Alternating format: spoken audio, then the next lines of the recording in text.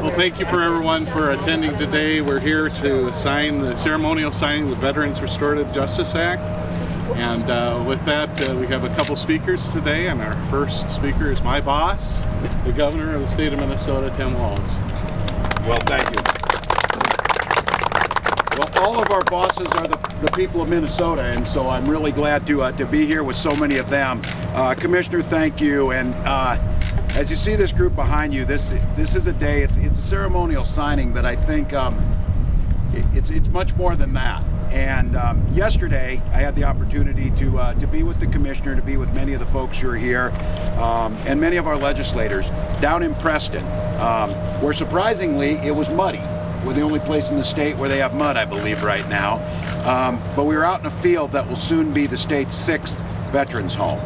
And the sense of pride in that community, and some of you know, it's also the site of our newest, one of our newest veteran cemeteries. And this commitment as a nation, and commitment as the folks you see up here, whether they be legislators, whether they be defense attorneys, whether they be county attorneys, whether they be commanders or leadership in our veteran service organization, that long line of commitment to serving our veterans is very apparent. I'd like to say on this piece of legislation, and this is like so many of these veterans issues, the Harry Truman quote, it's amazing what you can accomplish when no one cares who gets credit for it. There are so many people to thank and so many people to acknowledge of who brought focus on this issue. Just to be clear, you will not go anywhere, especially with elected officials, where somebody won't say they stand with veterans. The question is, are they standing with them or behind them or walking with them when the issues that community is bringing up are being addressed? And that is everything from healthcare, and I'd like to acknowledge the director of the nation's leading hospital, not the leading veterans hospital, the nation's leading hospital. Pat Kelly's here from the Minneapolis VA and his team. Or whether it was when I pulled in yesterday to that cemetery down in Preston, which I can tell you, the grounds are manicured to a single blade of grass. It is every bit as impressive as Arlington National Cemetery. And when I pulled over and thanked one of the groundskeepers, of course they said, this matters to me deeply for many reasons. One is my father's buried here. Two is this is my responsibility. And so when it comes to around these veterans issues, there's a group of folks here who decades ago, Tommy's here and others, who we had this conversation a long time ago about what do we do with veterans who come back with the wounds of war, whether physical or mental, and end up inadvertently into our criminal justice system with no way to try and bring the restorative justice, no way to get them into a system that we want them to be in, which is the VA system and all those public supports. And so I can recall now, it's been over a decade ago, this group told me, they said, hey, there's this judge up in Buffalo, New York named Judge Russell. Go up and watch what he's doing. So as a member of Congress, I got the opportunity to go up to Buffalo, and they were doing something called the Veterans Court. Now the folks here who are in here are county attorneys, Mike Freeman, others who are here are defense attorneys. They've been involved with specialty courts. The idea that you intercede in a very meaningful way in that criminal justice system before you put someone into incarceration, parole, whatever it might be, that it's better to address what the systemic or root cause of that is, whether it's addiction or, in the case of so many folks, the impacts of the incidents that they saw while serving this nation. And those veteran courts then moved to Minneapolis that had, I believe, if I'm not mistaken here, the 2nd one in the nation following Buffalo, New York. And the outcomes have been nothing short of spectacular. Recidivism rates are reduced to almost nothing, and what we end up getting is good folks back into the place they need to be, in their communities, contributing again. Now, the problem that we had, and what this group saw, and all of the folks, you're going to hear from Senator Lang, you're going to hear from Representative Feith, you're going to hear from folks who know about what happened here, is not all of our courts have the capacity to do veterans courts, and not all of them have a universal set goal like the Veterans Restorative Justice Act did. So all of these groups, including the Commander's Task Force, said, why don't we have a unified standard across the state of Minnesota to ensure that every veteran, no matter where they live, no matter where she's at, no matter what happened, there's an opportunity for that veteran to get the care they need. That's what this bill did. And I can tell you again, that sense of camaraderie that we saw and that sense of community expressed in Preston yesterday at the breaking of the ground is the same thing that's here. What we can do together, what we do the right thing, and just to be very clear, I heard early on, most folks have gotten beyond this, but when we did specialty courts early on, I remember people saying, oh, that's an easy way out. Anybody who understands specialty courts or veteran courts knows this is much harder work. This is much more intensive, and because of that, it's much more effective of getting the results we want, which is a healing of that warrior, which is a return to their families, a return to their communities, a return to productivity. All of the things that we want our justice system to do is being done by the folks who are here. So I can't tell you, I'm grateful for this group. I'm proud of the work that's been done. I think it continues to set the tone. I said this yesterday in Preston, I'll say it here today to especially the legislators. It is a lot more fun and gratifying to do stuff and get things done together than it is to gripe at each other. And we should all go out of our way to find those ways, because there's folks that have been at this work, literally standing up here for decades. And every step forward makes things a little better for our veterans. And if it's a little better for them, our communities are a little better. So I'm just grateful to be here. Grateful too for the opportunity with so many of you. It's a nice summer day outdoors, but to be with my partner, who I used to see a lot in the office, not so much anymore, but glad to be here with Lieutenant Governor Flanagan.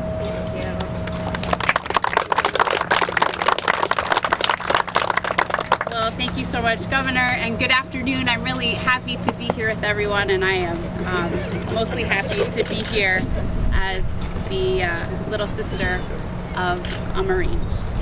So we know that some of our veterans struggle with their mental health when they transition to civilian life. And we know that because of so much of the testimony and the stories that people have been willing to tell us in their advocacy for this bill. The structure of their military service is gone, structure that may have helped them stay on the right track and make healthy and positive choices. Minnesota values the service of our veterans, and we need to find a way to better support them to find success with a post-military career and with their life.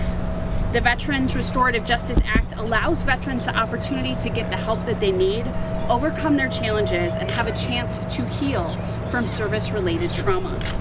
It gives our veterans a second chance. I'm proud that this legislation recognizes that incarceration does not have to be the only consequence. Encouraging veterans to address issues that contributed to the legal troubles will help them return to a healthy and productive life for them, for their families, and for our community and state as a whole. And so I know that there are many folks who are in this lineup today, and one of the people who has been just so instrumental in this, who doesn't often take credit where credit is due, but we'll give him a bit of that today, is Commissioner Herke, who has just been a tireless advocate for our veterans. Commissioner.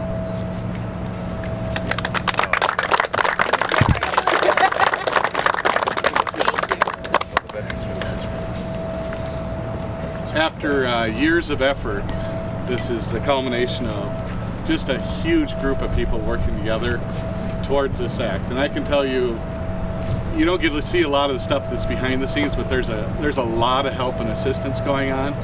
And I can tell you this is a bipartisan issue as far as bringing this together, and our next speaker will probably talk a little bit more about that. But I think it's a great example of the three different parts of government coming together and just being able to do something that was just right for our veterans. I have a veteran that actually had to reintegrate from active duty and then from 2 extended deployments in the National Guard. And I can tell you every single time it's different, but it's always hard. And a lot of our veterans, it's difficult to when you're making life and death type decisions, when you're in country, when things are pretty much straightforward and simplified, to be able to switch over automatically and go into a well-organized society and reintegrate. It is difficult. So this is an opportunity for those veterans that are having those difficulties with the reintegration to be able to have some help and assistance, something other than just going and going to jail or whatever. This gives an opportunity for them to be able to have another path towards success for both society and for their families. The governor noted that there is a connection between veterans' legal troubles and their struggles with employment, homelessness, and also with mental health issues. And I want to tell you, the Minnesota Department of Veterans Affairs is here to help with those issues. We are tackling all of those issues, and for those of you that will follow us this week during Veterans Week, we'll talk about some of those as we go on through Thursday of this week and talk about homelessness and also veteran suicide prevention. And for many veterans, the COVID-19 added another layer of difficulties as it related to reintegration, and that's something that we must remember as a society also. It's important to know that the Veterans Restorative Justice Act does not create veterans treatment courts. It just provides the blueprint for success as it relates to these courts.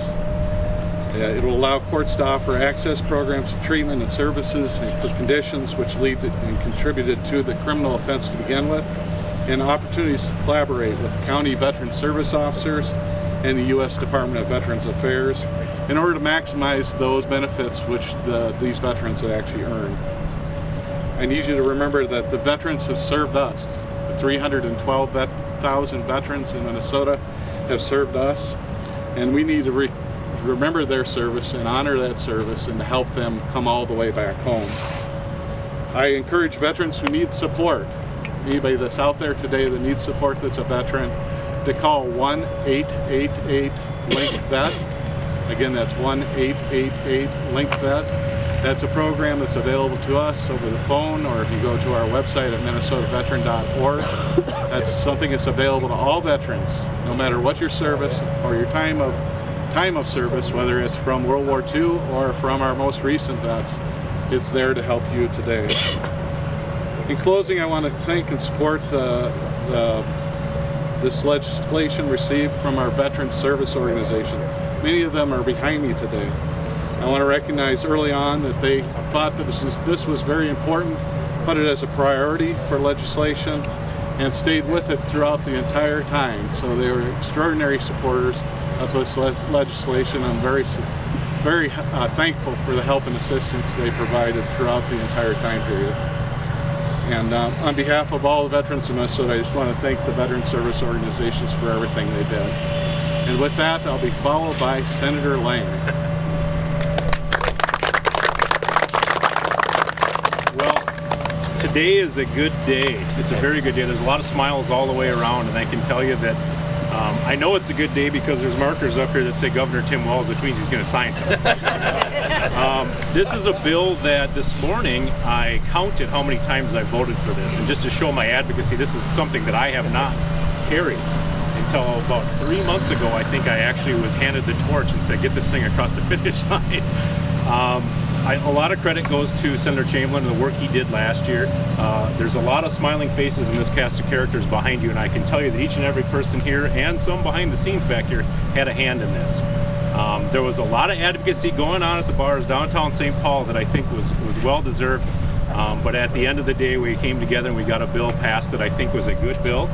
I'm stealing this marker because I think after voting for this bill 9 times, I counted this morning, 9 times I counted this, that I can just say thanks to the Commissioner and all the veterans organizations as we go forward. I asked Mr. Hunter this morning, I said, how many people do you think this is going to help? And his answer kind of surprised me. He said thousands. Thousands is going to help. There's very few times in a legislative career where you could stand at a podium with a big smile on your face and steal a governor's pen. So thank you all. And I think Representative Feist, you're up next. And I owe a great deal of credit to her for late night text messages back and forth. We got this bill together. And we well done. So thank you very much.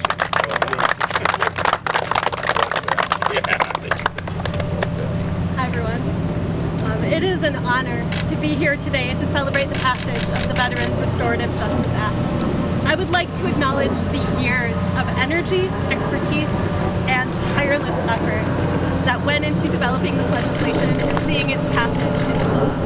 As a first-term legislator, I could not have asked for a more important challenge and opportunity than to serve as the lead author on this bill. I am grateful for the trust placed in me by Representative Rob Eklund and the advocates at the Veterans Defense Project. The Veterans Restorative Justice Act is is a truly unique law that meets both the moral and the public safety imperative in supporting veterans who have encountered our criminal legal system. Through this act, eligible veterans will be given an incentive to seek the treatment and support that they need to live their lives to the fullest.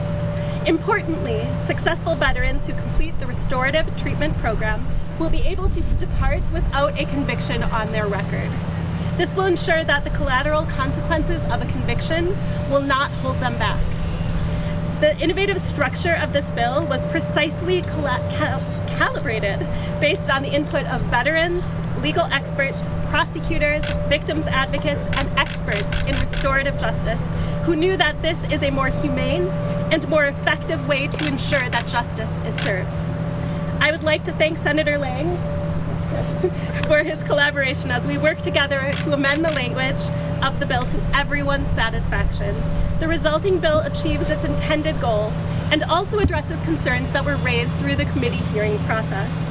My takeaway from our discussions and collaboration, and from the unanimous vote by the conference committee to add this bill to the committee report, is that bipartisan cooperation can still result in meaningful, innovative, and important legislation that will impact the lives of many Minnesotans. This was a wonderful lesson to learn in my first legislative session, and I look forward to continuing to work with my colleagues of both parties to pass sound and bold policy.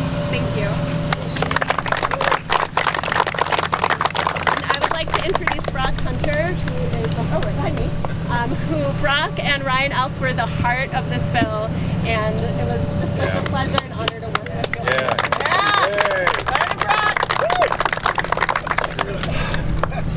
First, I got to deal with the lump in my throat that I feel here standing before you today. This whole thing feels surreal. A lot of what I was going to say, I think, has been said, but I would just note that, history here, I think, tells us that we're at a critical juncture and on the right path. Because history tells us that for as long as veterans have returned from war, most have come home stronger and wiser from their service, immediate assets to their communities. Some, though, have always brought their wars home with them in the form of invisible injuries that, untreated, very often lead to self-destructive, reckless, and sometimes violent behavior. These echoes of war reverberate through society, destroying not only the lives of these heroes, but impacting their families and the communities that these veterans fought to protect. In this way, veterans of all past generations have fallen into, and in many cases been left behind in the criminal justice system. A new generation of veterans is now returning home, and there's good reason to believe more of them will bring their war home with them than ever before. Without the draft that we have used in past wars, this generation is relatively small, all volunteers. Yet they have fought the longest wars in our country's history simultaneously through multiple combat deployments in a way we've never deployed our troops before. And untreated, we must recognize pose a unique danger to public safety if their trauma is not properly treated and they are not properly reintegrated into their communities. Veterans treatment courts have been a welcome response to this crisis, and they pose a unique opportunity for reintegration. Unfortunately, vets courts are still relatively few in number, and they lack consistent standards and protocols, leading to disparate outcomes and many missed opportunities to bring justice-involved veterans the rest of the way home. The Veterans Restorative Justice Act remedies these issues by providing Minnesota courts with standardized eligibility requirements, legal incentives, and standard sentencing protocols to ensure veterans receive the same treatment no matter what side of a county line they happen to commit their offense.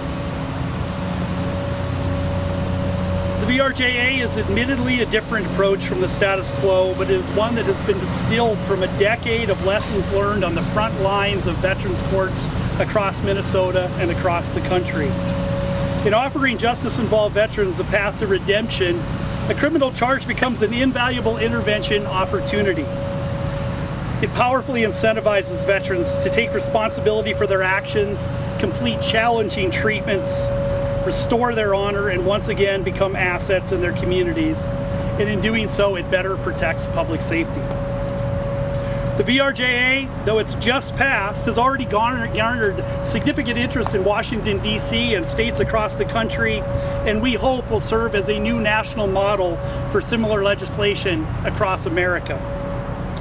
I would like to quickly thank the stakeholders who helped us craft the VRJA, County Attorneys Mike Freeman, Pete Orpett, John Choi, State Public Defender Bill Ward, Veterans Defense Project members John Kingray and Evan Sy, David Holowinski from the Minneapolis VA, and Ben Johnson from the Minnesota Department of Veterans Affairs. I'd like to thank the supporting organizations, including the county attorneys, the Minnesota Criminal Defense Attorneys Association, Violence Free Minnesota, Minnesota Social Services Foundation, the Commander's Task Force of Veteran Service Organizations and all of their members, particularly tireless advocacy of Tommy Johnson. Yeah, only Tommy. Yeah. I'd also like to thank lawmakers from both sides of the aisle who put partisanship aside for our veterans, particularly Representatives Feist and Eklund, and Senators Lang and Chamberlain, who led the way. And finally, I'd like to thank the dedicated members of the Veterans Defense Project, our intrepid lobbyists Sarah Erickson and Amy Koch, my battle buddy Ryan Else, and last but not least, my brilliant, beautiful wife, Sarah, without whom none of this could have been possible. Thank you. I'd now like to introduce our last speaker, Jeff Johnson, one of our former clients and a successful graduate of the Ramsey County Veterans Court, who was given a chance very similar to what the VRJA offers and has made the very most of it. Yeah. Yeah. Well, I stand before you probably the most fortunate veteran in the state sometimes. This is a challenge coin that the Ramsey County Veterans Court gives out to its graduates. I was only the 23rd in many years. Doesn't mean you don't get through the court and have its benefits, but you have to meet all of its requirements too. I don't leave the house without this thing in my pocket, and that's been that way now for the last 3.5 years. Being fortunate, I served 24 years in active duty. I was an NCO and then became a regular Army officer. When I got out, I'll be honest with you, even though I grew up here in Minnesota and I had some pretty interesting corporate jobs, I felt like a Martian.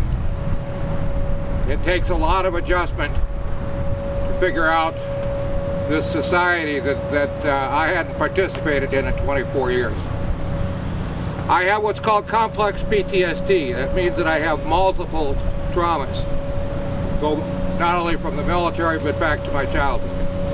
I am also bipolar, which means that I can have outbursts from time to time. And in all of that, I had a number of things. Lost my sense of balance. I developed what's called syncope, where I would pass out, end up in the ER with blood pressure of 240 over 130, back problems, walking problems, knee problems, and I ended up bedridden for the better part of 6 years. Believe me, it's no fun. You know, drinking with the cowboys, watching the Western Channel. I finally decided to end it, and I had a creative way of doing it. I called the Ramsey County Sheriff's Department and invited them to come and help me commit suicide. They're very accommodating. They came out, used their training, and ended up taking me to the ER. Yes, I had a few bruises from things that got launched at me. That's just fine. More sandbags. They work. The Veterans Court, as the governor mentioned, this is not a place to get over.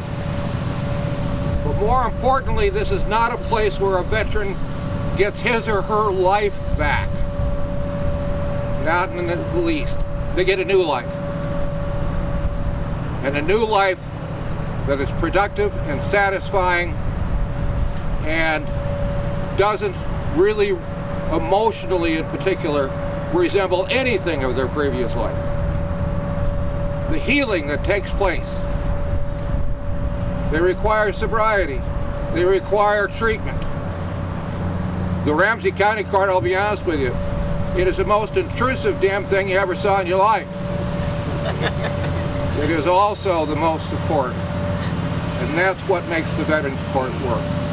In Ramsey County, I understand the recidivism rate to be less than 1%.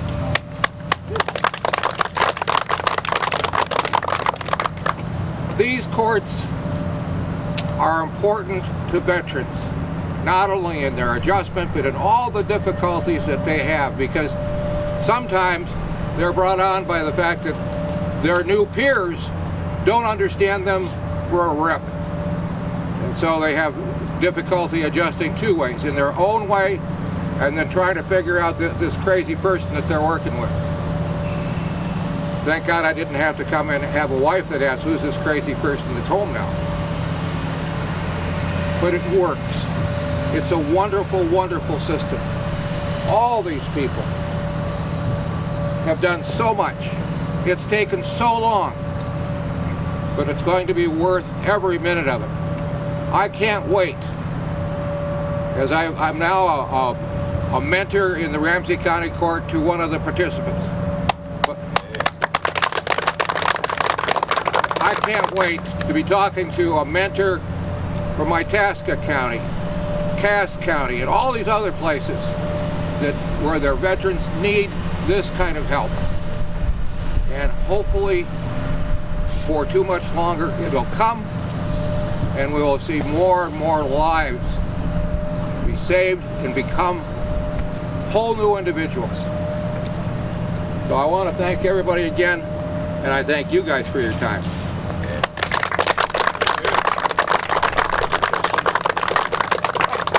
Appreciate it. Happy to do it.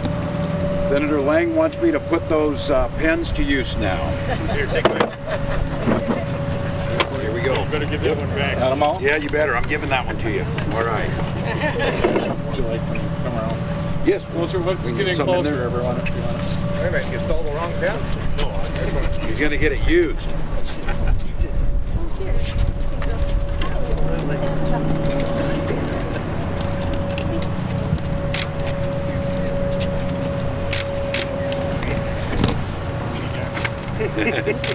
See my red legs? Oh, yeah. Yep. I wouldn't have missed it today. The commissioner wouldn't have let me forget it if I had.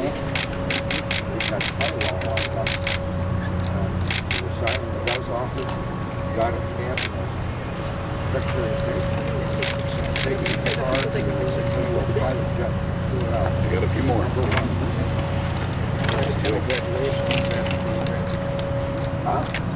Desk governor is made by a soldier, and a soldier's son's brother. You should say that. It's a 90-year-old death. Make sure I mention that, Commissioner. That is great.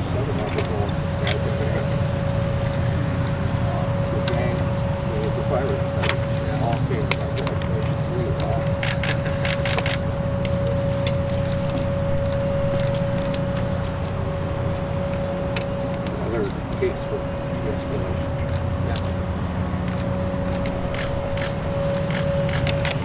And it's done.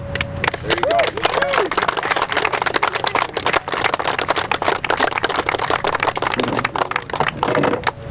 We'll make sure you all get some of those. So, well, first of all, Jeff, thank you. Thank you for trusting us with your story. Thank you for your leadership.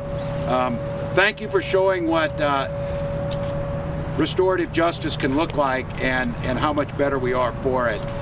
You heard, and I want to appreciate the folks who took the time to single out everybody who was up here, who spent that time, all those veterans that were out there that made this happen. I would make the case this is how our nation's supposed to work. This is how the system's supposed to work. The gears move slowly, but they move. These legislators figured out a way to get it done. And as Representative Detmer said, good bills will survive the criticism. I think that's a good place. When they're done together, I think all of us knows that.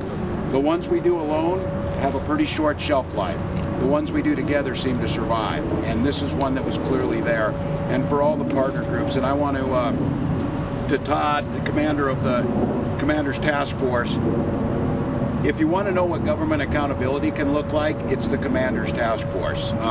Just try and say you're going to do something and not follow through and see what happens. And you will be held accountable. And that's the way the system's supposed to work, and a way of building that coalition and building the work to be done. So it's a great day. We have this in. I can't tell you how grateful I am. And I think, as you heard from Jeff, lives will be saved, lives will be changed, and we're better for it. Yeah, this is good work. So please, if there's any questions of the group.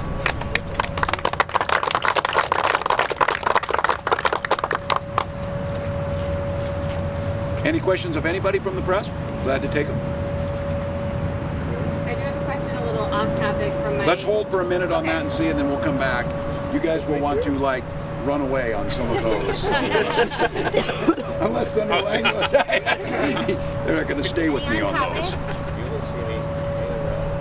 Well, if you need anything from this group, I think, again, the articulation of what this does, you understand here that everybody up here knows exactly what's in this bill, exactly what it's going to do. And a special thanks, this is one of those cases, the legislative branch did incredible work to build the coalition and get this done. The executive branch's job to help make sure that we get the resources and get this thing moving, and then of course our friends in the judicial branch to be partners to make it happen. This is just good stuff. So want to thank you all and thank the group that's up here.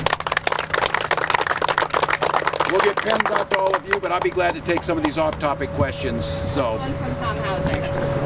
He says, do you think the Frontline Worker Pay Committee will be able to reach a compromise in the next few weeks on the $250 million? The question was concerning the Frontline Worker Pay Commission. I think all of us knew when we did that, the right thing to do. It's needed. It's the recovery part of the COVID recovery budget.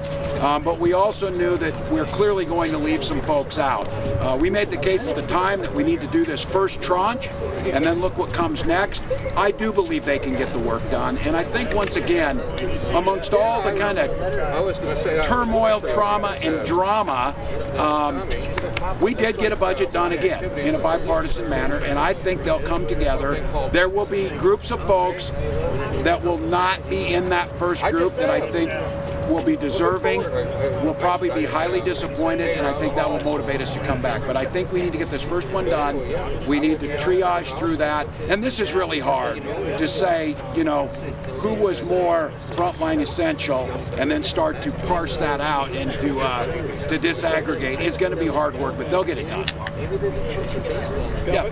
Governor, as state employees begin to repopulate offices and facilities around the state, do you think a vaccine mandate is appropriate? Yeah, the question is, as you're seeing our private businesses, you're seeing the University of Minnesota move, certainly our healthcare systems, around the idea of once we start to come back to in-person on this campus and to buildings across the state, we are right now in negotiations, if you will, of trying to come up with what is the best, safest way to make sure our employees can return, keeping themselves, their families, and others safe. And I think in the next coming days, we'll be prepared to announce what that plan will look like to get them back. I know a lot of folks have put a pause on return to the office as we watch what the Delta variant is doing. It's hard yet for us to see. I'm looking at about 10-day data. You're seeing this, that hospitalizations have tripled and some of that. But we're seeing a little bit of ups and downs, and again, the Mayo model that we have relied on for short-term forecasting appears to show our peak later in the month. But we will work it. I think we're seeing folks kind of get in line about what's the best way to ensure that we're asking folks to be vaccinated when we return to the workplace. If not, how are we making sure they're tested? And we talked this morning extensively with Minnesota Department of Health about streamlining our contact interviewing and contact tracing to focus on Delta variant clusters, that we have then the resources to make sure we're doing a better job of getting an understanding of where this is going. So I think you can expect to hear something over the next few days on how we're going to bring the state workforce start to move back into in-person work and in a safe manner. So a vaccine requirement is on the table at this point? Yes, I would say we're certainly thinking about how we're watching it's certainly the move that President Biden made with federal workers, and it's what we're assessing of what's the best, most workable, fairest way to make sure we get back safely. Again, I would note today, I think we're at 69.9% of 16 plus. We have seen the last 4 days are the highest vaccination uptake since we've seen since May. And I'm going to highlight that I think a lot of this we can fix for ourselves if we get the vaccinations up. I will say the vaccination incentive, where it's coinciding with people's knowledge around the Delta variant, we've got over 30,400 people took that in the first 72 hours, the $100 to get vaccinated. And I think, to put this into a human perspective, with 99.8% assurance on this, that is 30,400 people that will not end up in the hospital or die once we get them vaccinated on that. So it feels like there's momentum. The $13.8 million in new federal money for vaccine incentives, do you expect all of that to be used as $100 gift cards, or you get something else in the works? At the pace we're at, yes, but I think, again, you might see it slow down. The good news around this incentive program is we're seeing the highest uptakes in rural counties that have the lowest vaccination rates. Now, it makes a little bit of sense, from a numbers perspective. They had more room to grow, so they're growing on that. But I think perhaps, and I think it's an intersection of the Delta variant, the news that's getting out there. Folks are starting to hear about the emergency youth authorization is going to turn to full authorization. That, and I think $100 is the sweet spot, to be honest, that people are starting to say, I'm going to do it. So I think we will go through that. You're meeting with healthcare CEOs this afternoon, and you met with Secretary Simon and Auditor Blaha this morning, 2 executive council members. Is that forecasting some new mandates? Secretary Simon and Auditor Blaha were more on their budget and where they're at. It was more just, we do a usual check-in every week with each of the constitutional offices. The check-in with the CEOs is just to get their readout. At this point in time, again, I think it's important when we're talking data to be clear. While we've had a 300% increase and we're at the highest hospitalization total since we've been through May, it's still, we've got a lot of space. Unlike just this statistic, in the state of Arkansas, there are 8 ICU beds available in the state. That's the situation they're in. That's not the situation here. The situation you're seeing in Texas, where the hospital is building the additional tents, the add-on, we're not anywhere near that. We don't ever want to get near to that. But I want to meet with this CEO, because one of the things we got to get very good at during the earlier parts of this pandemic was using the modeling, predicting what's coming, understanding, and again, one of my key issues was we can't overwhelm the hospital systems. That's what they're going to tell me today, to just get an update. But the other 2 were just usual weekly meetings. One more? You got a couple more? Sorry, should the state require folks who attend the state fair to be vaccinated or get a negative COVID test? Well, the state fair, as you know, is a quasi-independent entity, but it is the state's in it. We're being very careful, because I think whatever we're doing right now is working about as well as anywhere in the country, about striking that balance of informing people, letting them make their choice, encouraging them in any way we can, incentivizing them, without getting into a position where folks decide that, no, I'm going to step back because you're forcing me to do this type of situation. What I will say is, I think for many people, and this is what I've said through the whole pandemic, whether you had mitigations on restaurants or not, no one was going in November. We had no vaccine. People knew they were going to get sick. And I'm afraid the same issue is, if people don't feel that there's going to be mitigation efforts put in place in the state fair, that's going to pull back down some of the attendance. So we're watching what they're doing. We still have time here. I know it's getting a little later. We still have time. These vaccination numbers over the last 4 days are the most encouraging thing. And some of you heard me say this. Vaccines are the way out of this. They have always been the way out of it. And smart mitigation efforts. I don't want to get into the mask mandate. I think that we know that they work. I think we know we're seeing local entities make good decisions based on where they're at in this. And at this point in time, Minnesota is not outpacing the rest of the country. In fact, we're near the bottom in terms of case growth. And we are outpacing the rest of the country right now in terms of vaccination uptake again. And so I hope we stay in that spot for a bit here. But we'll see. It's like COVID's all along. We adjust as the vaccine adjusts, and we adjust our measures as we see what the virus is doing. And that's what we'll continue to do. Are you concerned how your PCA is handling the line 3 and the recent revelation that there were all these discharges into rivers and wetlands up there? Well, I'll let PCA speak to what they're doing. I think one of our concerns has to be is that we followed the law, followed the science, followed the process. State law showed us how to permit a project, but I was very clear about this, that we expected it to be done to the highest standards. We expected it to be done with the highest amount of transparency. I think that's what you're seeing in them telling you this. I would like them to speak maybe a little more specifically about what these incidents are. Some of the press has done, I think, a pretty good job of covering them. These fluids are non-toxic, but you know, they need to be cleaned up at the same time. So at this point in time, I am comfortable. I do think that it's healthy that there's scrutiny. I do think that it's healthy that we're asking, if we're going to build this thing, let's build it right. And as we're nearing the completion of this project, I think more than ever, Minnesotans are going to want to make sure that's the case. And I think all along the goal was to replace an aging pipeline to reduce the chance of environmental problems and to safely move the fuels. But we've made it very clear, our fight is that we need to reduce demand rather than supply, and that's where they go hand in hand. But I'll let them speak to the specifics of it. But at this point in time, I think you're seeing the transparency around it. I think you're seeing them respond to it. I think as they give details, as they should, to all of you, what does a spill entail? What's it look like? Why did it happen? What are the after effects of it? And the way I understand it would just say is that this is pretty common procedure that goes along with it, but we need to verify. Thanks. That's all the time we have for today. Super. Thank you all. Photos over here. Did I get one?